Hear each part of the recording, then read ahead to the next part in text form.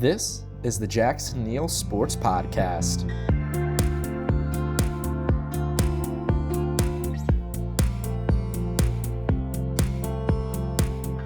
Welcome back to the podcast. I'm Jackson Neill here on Friday, October 25th, 2019. Got a jam-packed show today. Two guests on the sports podcast here on this Friday talking about the NBA and NFL, Chuck Freimund and Bryan Mears. But before we get into that, I want to remind everyone that this podcast is available on all of your favorite platforms, including Apple Podcasts, Spotify, Stitcher, YouTube, and SoundCloud. It's also available on my website, jacksonneillpodcast.com, the go-to spot for everything that I publish. New episodes every single Monday, Wednesday, and Friday, so make sure to subscribe on your favorite platform. So, today I have on Chuck Freimund from 105.7 FM, The Fan in Milwaukee, talking about the Green Bay Packers. They're coming off a dominating win against the Oakland Raiders this past weekend, where Aaron Rodgers threw for 5 touchdowns. Coming into this Sunday, they're playing up against the Kansas City Chiefs. So I wanted to get Chuck's thoughts on how the Packers are doing, how they're looking so far, and just what we should be expecting from them going into this matchup. But before we get to that, I want to jump right in with Bryan Mears. Bryan Mears is an NBA editor and writer for the Action Network and FantasyLabs, so he covers the league, but he has a little bit more of a focus with betting and daily fantasy. So I wanted to get his thoughts on some odds, maybe for the MVP, for the NBA championship, things like that, just previewing the NBA season. So let's start right off with Bryan and jump into that conversation I had with him.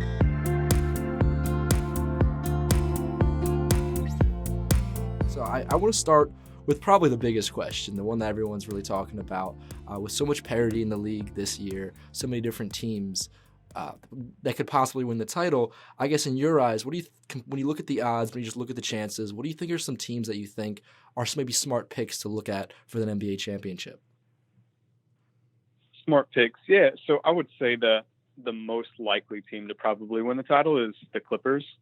I mean, that roster is loaded, and having 2 top 5 wings, which is probably the most important position, is just hard to deal with in a 7-game series, especially when they're Kawhi and Paul George. So I would say they're probably the most likely to win. And we saw on Tuesday in the first game of the season just how good the Clippers and even their bench players looked. I mean, it was sort of crazy that team was able to flip Paul George for a ton of assets, including a intriguing young guy in Shai Gilgeous-Alexander, and still, retain a really good roster to build around their 2 stars. So I think they're the most likely. They're just going to be a really hard out. But of course they have the lowest odds in the futures market. So I would say the best value for me currently is probably the 76ers. I look at this team and they are just absolutely loaded, especially on their starting lineup. I'm a big fan of Josh Richardson, and I think that the swap of him for Jimmy Butler is probably actually not that much. I think Richardson is a pretty underrated player, and he's a little bit different than Butler, who is more of a sort of a top tier option who likes to have the ball in his hands. Richardson's more of a off-ball player, although, in his time with the Heat, he was a guy who they ran the offense through quite a bit. They're a little bit different defensively. Richardson, I think, is a superior on-ball defender, and Butler's probably a superior help defender. But all in all, my main point is just that I don't think that's a huge downgrade, and potentially even neutral considering what I think the 76ers needed. And then adding Al Horford, who's just a pro and slides in and fills the gaps, is just a huge addition. And then I'm actually a little higher on their bench than I think a lot of people. They have some intriguing young guys. Zaire Smith, I think, is going to come into his own at some point. He's still a little raw, but there's some talent there. And then, this young guy that they got in the draft this year, Matisse Thybulle, looks to be like just an insane all-world defender already, which is sort of crazy. Suck him in for Tobias Harris, and I don't know how anyone scores on that lineup. So, if you just look at their lineup compared to the Bucks, who are sort of projected to come out of the East again, I really think that the 76ers are pretty mispriced. Everyone thinks that the Bucks are sort of the shoe-in to come out after all the movement from the East this past year with Kawhi going to the West, obviously. But if I'm just looking at talent, I think the 76ers are much more talented. And, there's question marks about their shooting, Ben Simmons especially. Can Joel Embiid stay healthy? But I just think that those prices are just wrong. I think the 76ers are better than the Bucks. And as a result, I mean, you can get the 76ers at, 8-1 to win the title. And, they probably are not going to be favored against the West team, whether it's the Clippers or the Lakers or the Rockets. But I mean, if you have an 8-1 ticket and then they get to the finals, and I believe that they are the most likely team in the East to get to the finals, then you can hedge a little bit and you have some flexibility on what to do with the bet. But currently standing, I think the 76ers is probably one of the 2 or 3 best teams in the league, and they're currently not being priced that way. Mm-hmm. I would have to really agree with you. I love the point about Richardson. I mean, the Sixers really needed some outside shooting, so getting him was a perfect pickup. And you're right with Thibault. I just looking at him playing in that first game against the Celtics and just the impact he has defensively is pretty remarkable for just a rookie. But I think that's an interesting point you bring up about the Bucks being favored over the 76ers, because that was something that I've been looking at, kind of circling when I look at these odds, is that the Bucks looking like they're the favorite over the 76ers, even though when you go through their rosters, I mean, the 76ers top down definitely have more talent. I guess, why do you think the Bucks are viewed as the favorite over the 76ers? What is it about Milwaukee that people view them as a better basketball team? Well, I think it's probably, the public, always has some recency bias, and the Bucks have the reigning MVP, and as a guy who, I don't think Giannis is sort of considered the best player in the world, even though he won the MVP.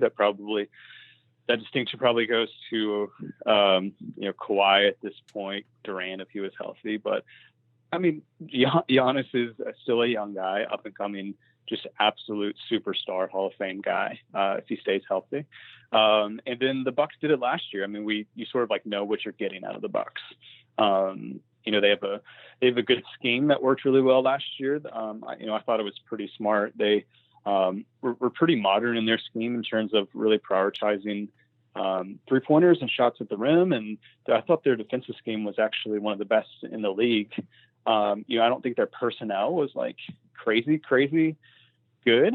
It's not like you have Rudy Gobert in the back. I mean, Brook Lopez is a good defender now, but he wasn't considered that for the majority of his career. But their scheme was just so smart. They really utilized Lopez, in pick and rolls and just how they dealt with those to keep him around the basket and let him just clean up. And, they were smart. I wrote about this a lot last year. The Bucks just were sort of the biggest proponent of letting guys shoot that should not be shooting shots, sort of picking who is going to attack you on offense. So, a Draymond Green out there, they would just let him shoot from 3. And if he makes them, then that's fine. But in the long run, we saw them be a top 3 defense last year. I think they're number 1 for the majority of it in terms of defensive rating. It really worked. They played the percentages and they had a sort of an analytical modern defense. And so I think that combined with the wins they had last year, plus Giannis, people think that he's going to keep on taking steps, which I think he is. They're just an easy bet, the odds of them sort of crashing and burning, I think are pretty low. Whereas you can sort of develop some storylines about the 76ers where it doesn't work out. If Embiid goes down, he has obviously an iffy injury history. If, the offense just doesn't come together because the shooting's just not there with Ben Simmons sort of being the lead ball handler. There's a lot of storylines that you can sort of come up with to sort of ding the 76ers. So I think that they have a lower floor, but I think that the 76ers also have a higher ceiling, whereas the Bucks are, maybe the more sure bet to get the number 1 seed. But if I'm just looking at those two teams playing in a 7-game series in the Eastern Conference Finals, and those teams are healthy, which is sort of what I'm assuming at this point if I'm betting on the future, that's where I think that the value is on the 76ers. But I understand the optimism around the Bucks. I mean, they're pretty safe, I think. I definitely have to agree with that. I mean, the thing I think about the 76ers, especially going into the postseason, if you're talking about the finals odds, is Jimmy Butler was the go-to guy at the end of the games for them. He was that alpha male that would say, put the ball in my hands. I want that last shot. And by getting rid of him, you start to wonder, who's that guy going to be for the 76ers on this roster? Yeah, no, it's a good question. And the 76ers still do a lot of things that I wish they just did differently. Like, they've been like really anti playing pick and roll. Perhaps it's because of Simmons shooting, but I mean, going back years, Brett Brown has been sort of not into playing a whole lot of pick and roll, and I wish that would change a little bit. Just like let Simmons operate, let Richardson operate out of the pick and roll, and that stuff is going to work a little bit better in a playoff setting as opposed to just having to go one-on-one in the fourth quarter. But they still have some work to do, but I mean, at the end of the day, the talent is too great. And, I think we're really like buying a leap from Giannis because, we saw it last year. And I think we're like really underselling the potential of a leap from the 76ers young guys. I mean, we sort of forget just how young these guys are as well. I mean, Embiid and Simmons are not at their peak, just like Giannis is. And, Horford obviously is, sort of at the middle or end of his peak as a veteran, but Richardson could still improve. So I think the thought is that the Bucks are just continue to grow and be this young team, whereas the 76ers have these like fatal flaws that can't improve, which I fundamentally disagree with. I mean, they're still young. They're still on the lower end of their aging curve, and they have, guys like I mentioned at Thibault and Zaire who I think could step up as well. So the offense is going to be the question. The defense, I mean, they might be one of the best defenses of all time. So that's a good thing to hold your hat on. They have some things to work on, but at the end of the day, I'm just going to buy talent. Yeah, I definitely agree with that. I mean, the defense, especially for the 76ers team, is going to be just completely locked down. The next thing I want to look at is the MVP race. I mean, we've talked a little bit about Giannis, but I think this year's MVP race is so interesting to look at because for the past several years, I mean, 5 years or plus, Russell Westbrook and James Harden have been two guys who have always been at the top, either winning the MVP or right there, coming in second or third, or just at least in the top five. And now you see both of them on the same team, so you have to think that their numbers are going to take a hit each because of just how high usage they were able to be, being on separate teams. Right now, when you look at the MVP race, who are some names maybe you're circling? Who are some people you're thinking about that could legitimately have a shot to take home that award this year? Sure. It's a super interesting race, right? Just because of all the movement. You mentioned the Houston guys.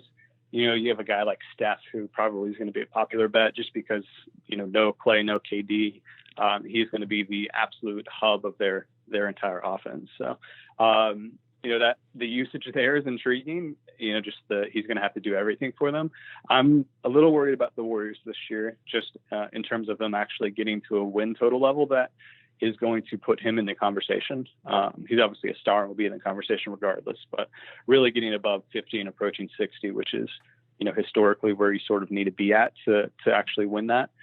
And then you have guys like Kawhi, who's probably going to rest like he did last year in Toronto. Paul George, who's going to miss the first month or so of the season, which might take him out of it. Embiid might rest. So it's sort of wide open. I agree.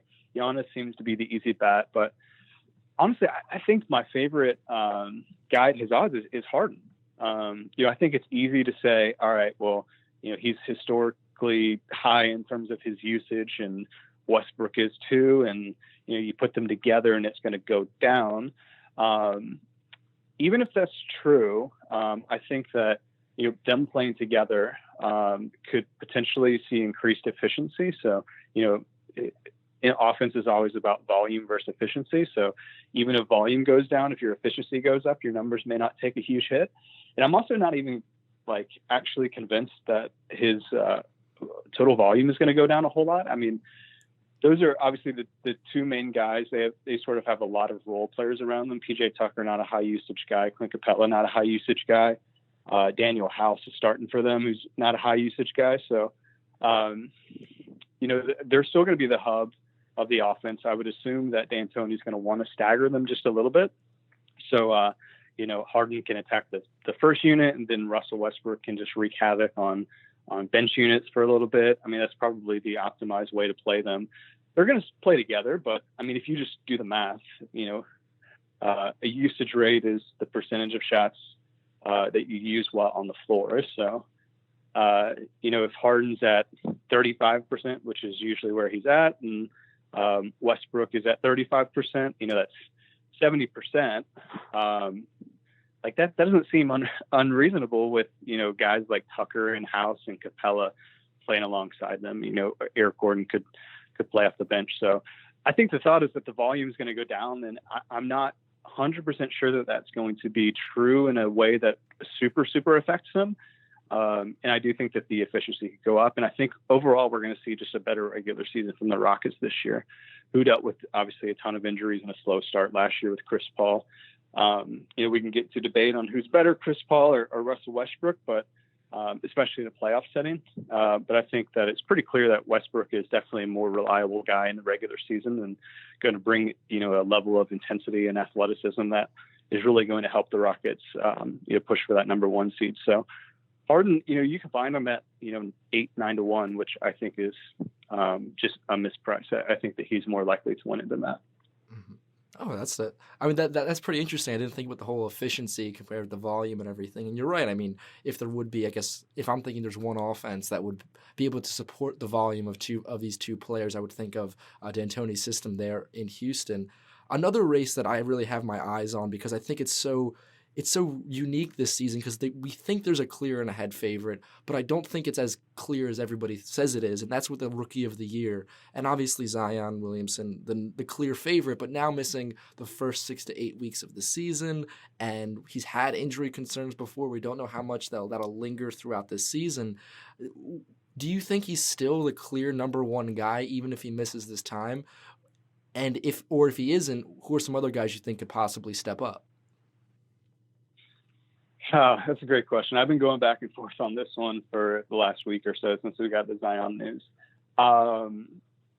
Right away I was like, okay, we might get some value here. But then you sort of just like map out, if he's on sort of the lower end of that, or I guess it would be higher end of that range of 6 to 8. He's out for 8 weeks. That's 2 months. That's, a quarter of the season, if not more. And that is just hard to bet on someone who's going to miss a quarter of the season when the other guys are going to play a full season. I do think that he was going to be the best. And I thought that he was offering a lot of value, even at even money or above that. I think he was like minus 125 prior to the injury. I think he was at 3-4 to 1 now. I thought he was more likely than 50% to win Rookie of the Year. I think this guy is generational, and when healthy, he's just going to just absolutely dominate. I think like with a guy like Zion, I was about this, but then his injury came, so I ended up not doing it. But it's just an interesting dilemma, trying to map out what Zion is going to look like in his career and future. We try to compare him to other people, compare him to other like number one picks, and like that's just sort of a hard thing to do because he's just so unique. And so like you see him in the preseason, he's shooting 70%, and you're like, there's no way he's due for regression. But like regression doesn't necessarily work that way. Like, especially when a guy is just like absolutely unique, a guy we've never seen in the NBA before. So like maybe 70% is too high and he won't do that. But I mean, maybe 65% is normal for him. I mean, we just don't know. So I thought that there was actually sort of a chance that he could actually surprise and make an all-star team this year. Like, I think that we just have this idea of like, oh, rookies they suck in their first year and they, it takes them a while to get used to things. And,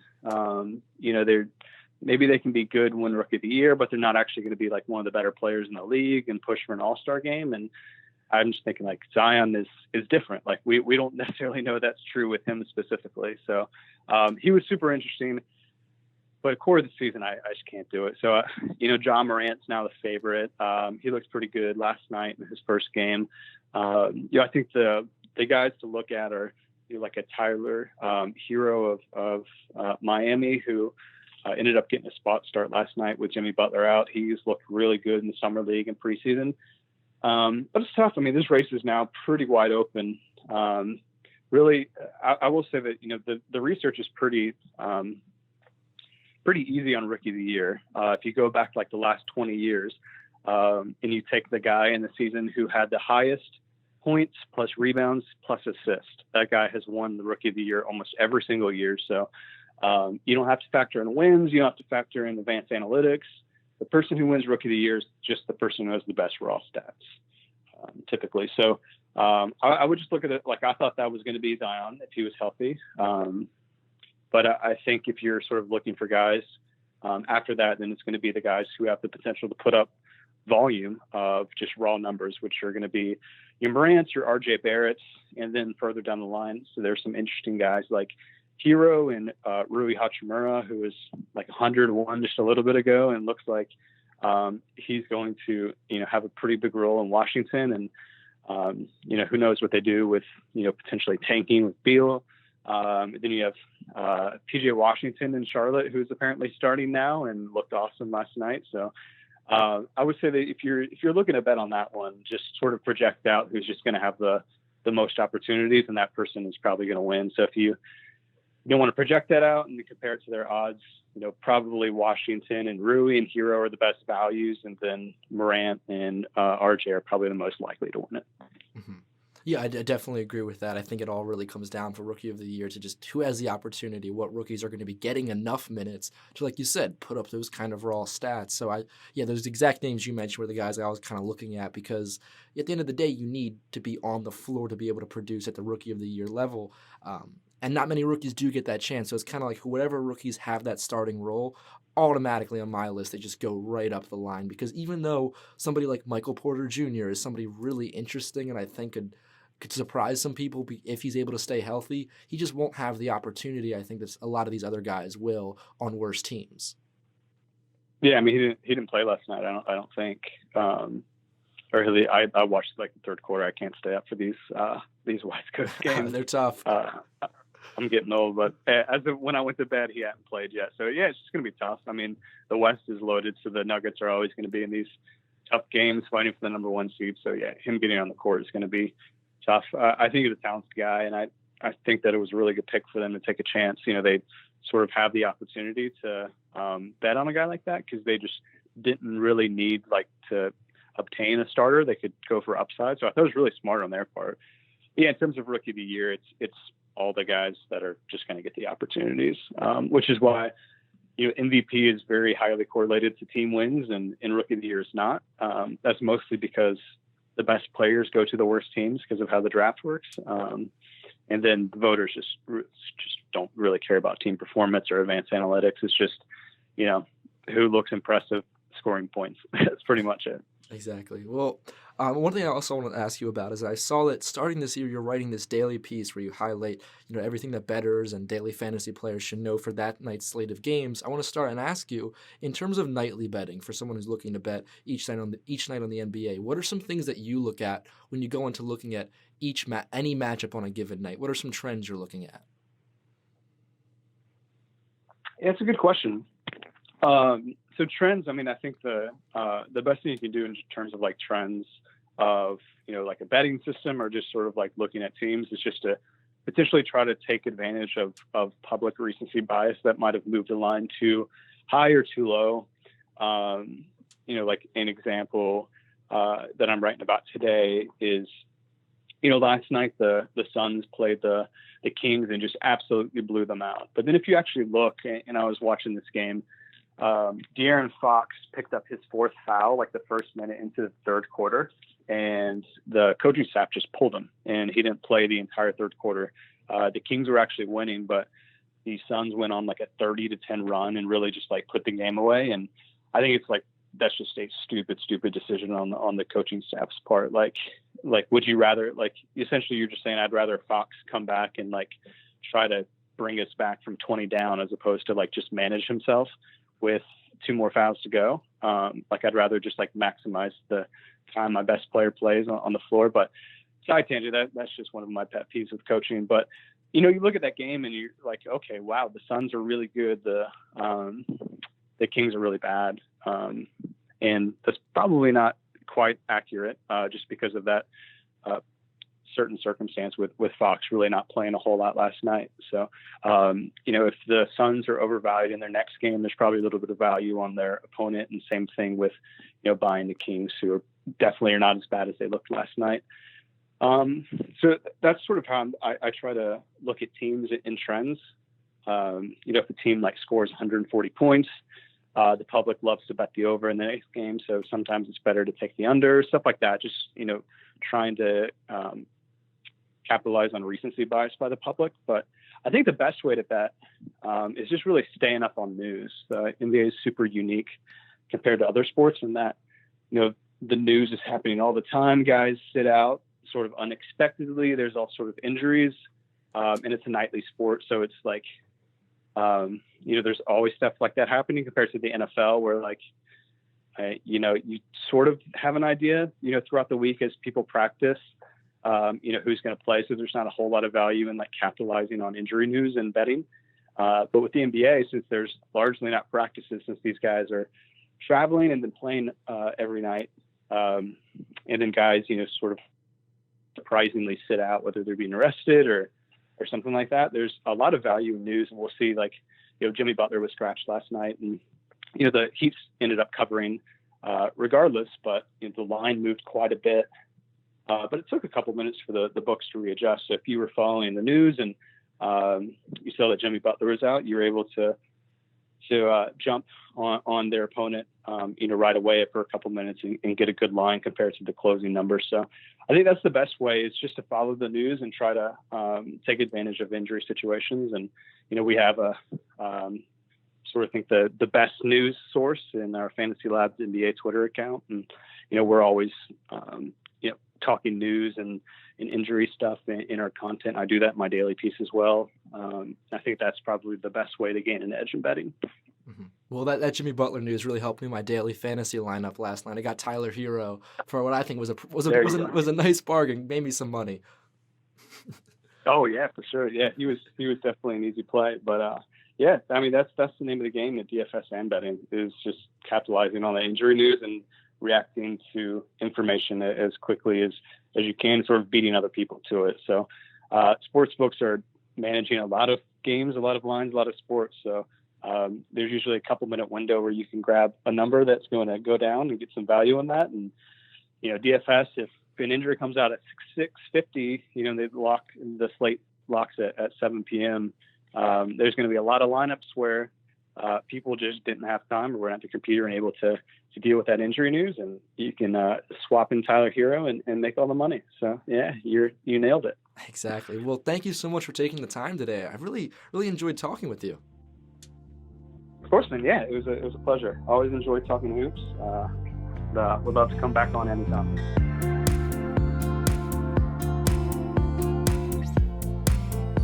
Again, a big thank you to Bryan for coming on to the podcast. Remember, go down into the show notes. There I have links so you can check out Bryan's work. I especially recommend that daily article he is doing on the NBA. I've just got started playing daily fantasy in the NBA myself. It is so fun, and Bryan's articles are a huge, huge help. Now, let's transition over to the NFL. Chuck Freimund of 105.7 FM, The Fan in Milwaukee. I brought him on to discuss the Green Bay Packers because they are doing so well right now. They look like one of the best teams in the NFL. Aaron Rodgers and Matt LaFleur finally looked like they were clicking after that huge 42-point outing against the Raiders last Sunday. But they're playing against the Chiefs this weekend, so I wanted to get Chuck's take on where this Packers team is exactly right now in this season, how well they are doing, if they're legit, and what he expects this weekend.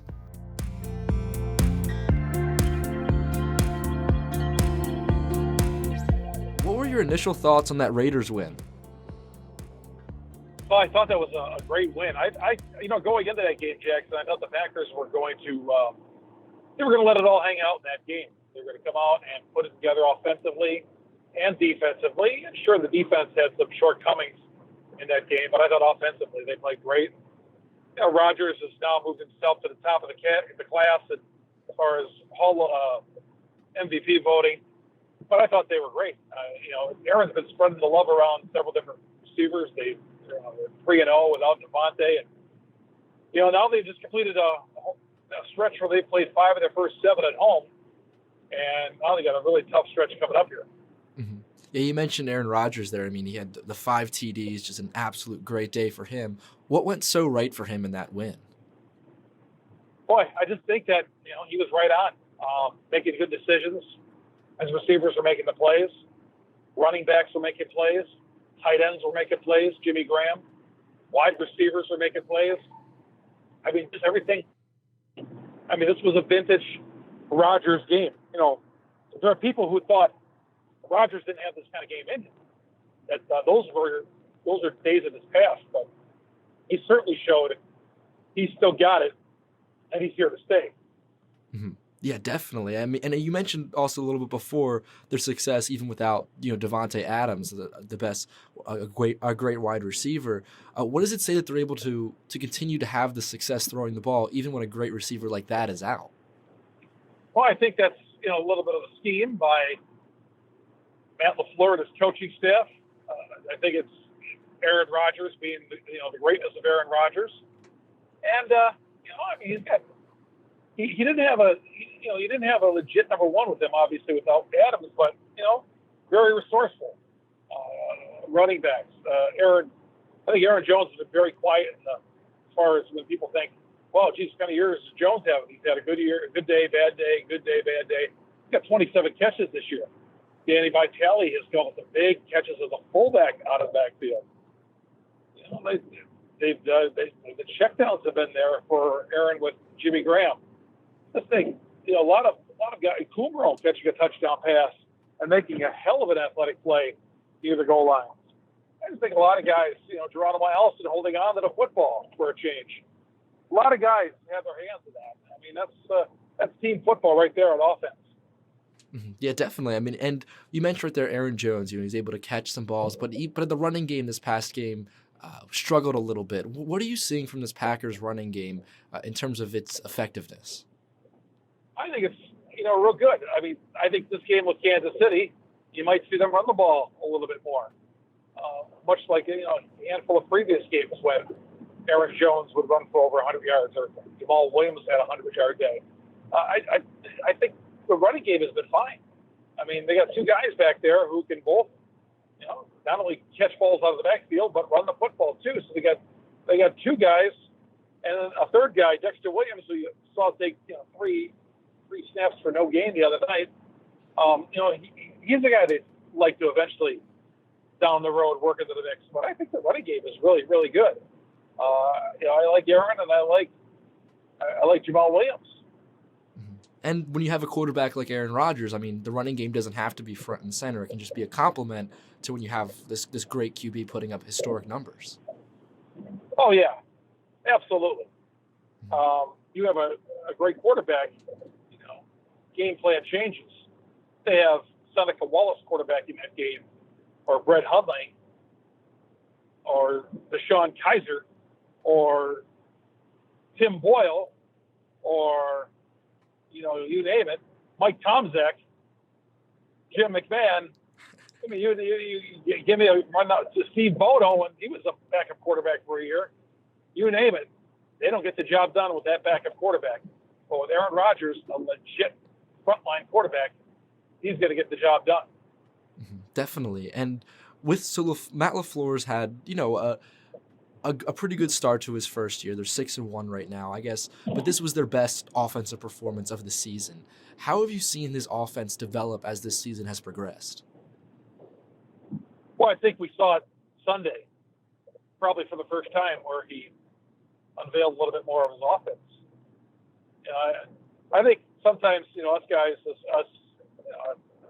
us guys, we don't fully know LaFleur's offense. We like to think we do, or Mike McCarthy's offense. But, put us guys, and I'm talking a broad range of media members, put us guys in that X's and O's in that coach's room, or put us in that quarterback room. We're lost. That coach speak and what those guys do on offense. So anybody who tries to tell you they got Mike LaFleur's offense or Mike McCarthy's offense figured out, Jackson, they're really kidding themselves because we don't know anything about these coaches. This is the hardest sport to learn and to figure out. Yeah, I remember that one quote Deshaun Watson had a little bit earlier in the season when a reporter asked him a question, and he just went on this about 2-minute explanation. And everybody watches these football games on Sunday, but it's incredible how there's this game within a game, and these QBs and coaches can just see something that us normal fans just can't even see, or us media members can't even see. Yeah, I mean, there's so much that goes into it, man. Every coach is looking to get a little bit of an edge on the guy across the other side on the sidelines. Everybody's looking to get that little bit of an edge, and we all think we got it figured out. Well, I mean, do we really know? I mean, when LaFleur talks, or Mike Pettin, the defensive coordinator, talks, or Nathaniel Hackett, the offensive coordinator, holds a press conference or a gathering with the media, I mean, is he really going to unveil his cards? Is he going to tell us, okay, this is what we're going to do? And if he even explained the game plan, in X's and O's, none of us would understand, because that's like me going into a medical clinic and trying to perform surgery. I'm not going to know what to do. Yeah, exactly. So you mentioned right there Mike Pettin, the defensive side of the ball. It's been one of the best defenses, really, if you look at points per game they've allowed in the NFL. I mean, from your eyes, what do you think is going so right for this defense? What has it been about this defense that they've been able to stop people so well? Got some good guys. The Harris has been great. The Darius has been great. I would say Amos, he's been really good. The draft picks are starting to pan out. The safeties they've drafted, the wide receiver, the defensive backs that they've drafted. Jair Alexander, I think, has been fantastic and only getting better. Kevin King, I think we're seeing signs that if he can stay healthy, be very, very good. Pass rush is better than it's ever been. So, I mean, I think you got a pretty smart defensive coordinator. Plus, you got guys either through drafting or through free agency that Gutekunst has given them, and they've gotten rid of some of the dead wood. Yeah, when you look around that defense, there's a lot of different playmakers and good players in important positions. I want to look at the whole of the NFC North right now, because many people consider this to be arguably the best division in football. A lot of the teams are right there, either above 500, at 500, or the Lions right below it. How do you think the Packers stack up to the rest of their division? Well, the other teams, first of all, I want to see what Minnesota does when they go into Kansas City or go into Dallas. They got some tougher games coming up ahead. I don't think their schedule has all been all that great so far. Detroit, they've come back down to life. They lost 2 times in the last 6 days, leading up to last Sunday, that is. I think the Bears can't get out of their own way these days. And that was embarrassing how they lost in New Orleans. And we're down 36-10 at one point in the second half. I think Green Bay not only is the best team right now in the NFC North, and I picked the Bears. Green Bay is not only the best team in the NFC North, it might be the best team in the NFC. So you mentioned they're like one of the best teams in the NFC, possibly. I look around the power rankings. I look around at where people are ranking the Packers right now, and they're ranking them towards the top of the NFC and the NFL. Where do you think they stack up to the rest compared to the rest of the league as a whole? I got them number 2 in the Freimund power rankings. The Freimund eye test is huge, Jackson. It's huge. I use the Freimund eye test.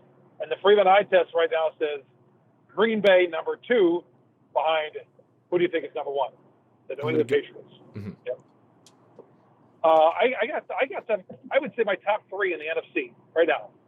I would say Green Bay. I'd say New Orleans number 2, San Francisco number 3, even though they're unbeaten. Why do you have San Francisco so low? I'm just curious. I want to see more of it. I think we're seeing a good combination of offense and defense in Green Bay. And New Orleans is winning without Drew Brees, a very good defense. And I want to see San Francisco be able to now, they went out and made a trade this past week. And I don't think Garoppolo is playing all that well. I want to see San Francisco, you still got to put points. You got to have a great defense, but you still got to be able to score. And I know the excuse in Washington last week was they played some slop. And I'll cut them some slack in that one, but I want to see San Francisco. I'm not going to jump in on the Niners just yet. Yeah, I'd have to agree with you. I think that undefeated record, it's impressive right now, but definitely is not the end-all be-all when ranking them. I agree. I don't completely trust in Jimmy G just yet. Well, now I want to You know look. what they say, Jackson? What do they say? Great minds think. They say great minds think alike. Oh well, that must mean you and I, my friend. Oh, that must mean that, right? Exactly. There we go. Well, so now looking forward to the Packers game this weekend. They're going at the Chiefs. I mean, that's going to be a tough matchup. What are you expecting going into this game? Boy, I guess as of, you and I doing this podcast, we don't for sure know. I mean, we like to think that we know who the quarterback is going to be for Kansas City.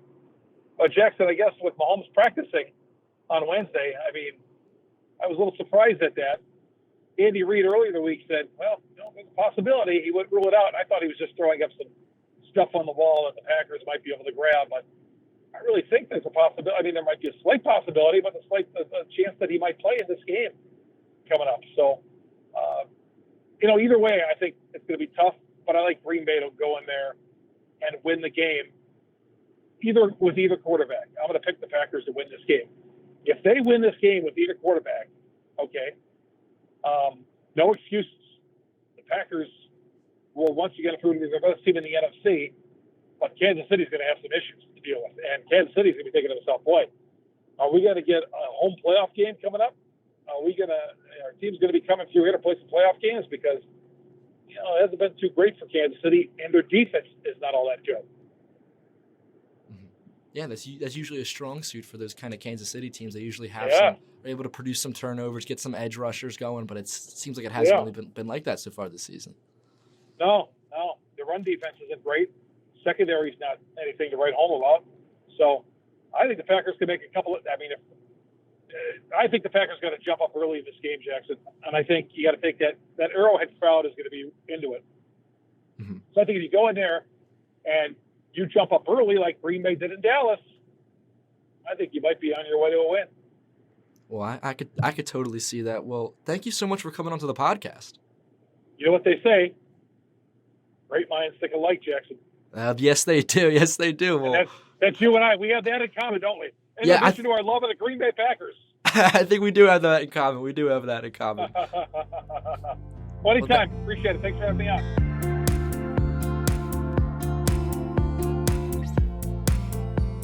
Again, a huge thank you to Chuck for coming on to the podcast. Always enjoy having him on. It's his second time coming on, and it's always a pleasure. Remember, go down into the show notes. There I have links so you can follow him on Twitter and check out his stuff on 105.7 FM, The Fan in Milwaukee. He does a great job talking about all the Wisconsin Green Bay sports over there. And with that, that'll wrap it up for this episode of the Jackson Neill Sports Podcast. Thank you so much for listening. Remember, make sure to subscribe on your favorite podcast platform as there's new episodes every single Monday, Wednesday, and Friday. For more episodes, go down into the show notes and visit the link to jacksonneillpodcast.com. There, you'll find all the episodes to this podcast, as well as my music discussion podcast and my interview series, Anything Goes with Jackson Neill. Now, if you're a really big fan of the show, maybe consider becoming a subscriber on Patreon. For just a couple dollars a month, or even $1 a month, you can get access to cool bonus content from all of my podcasts, including bonus segments right here from this sports podcast. I write, record, produce, do everything for these podcasts myself as a full-time college student, so any little bit of support just helps me spend more time making these cool episodes. If you want to stay up to date on everything I'm doing, you can follow me on Instagram and Twitter at JacksonNeil20. Today's music is by Analog by Nature with their song CDK Sunday. Thanks again for listening. I'll see you all next time.